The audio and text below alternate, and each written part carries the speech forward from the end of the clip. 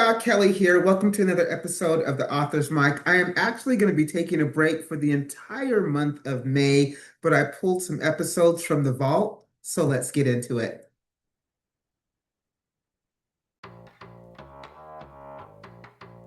I'm your host, Kelly Morgan, indie author and indie publisher. Welcome to another episode of The Author's Mic. Welcome to today's episode. Everyone, Kelly Morgan here, and another episode of The Author's Mic. So I have been on here talking about my free guidebook and how, if you're looking to be an author or get published, this guidebook will help you. But I wanted to kind of tell you the story of how the guidebook came to be. I wanted to share my journey as an indie author and how I got to this place right now talking to you. So settle in.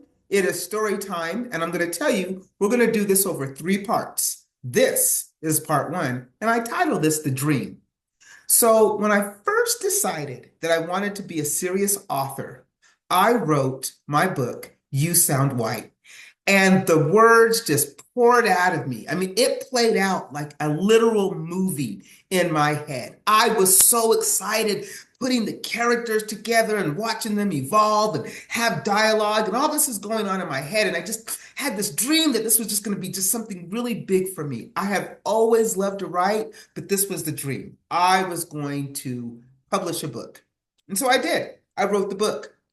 And I didn't know what to do from that point. I mean, I had no idea. I just assumed I would write this book, it would be great, and 3 weeks later, I'd be sitting in front of Oprah in her book club. But that did not happen. So what did happen? So I wrote the book, and so now I'm thinking, time to get published. All I need is a publisher, right? Publisher, in there, book sales, book tour, Oprah.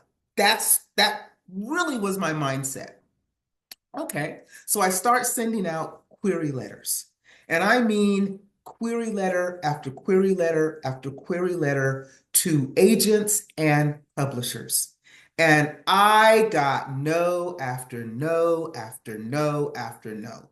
And each no was kind of, what I want to say, crippling me, defeating me, deflating me.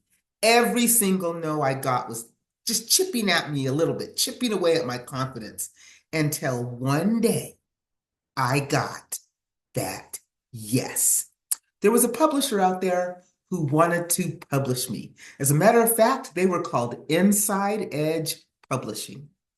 And this guy gassed me up. He told me that I was a phenomenal writer. My book was going to be great, and he was going to be the person to help me put that book out there. And I just knew I had arrived. My dream was coming true. I was going to be a real published author. And so that was the beginning of my indie journey. So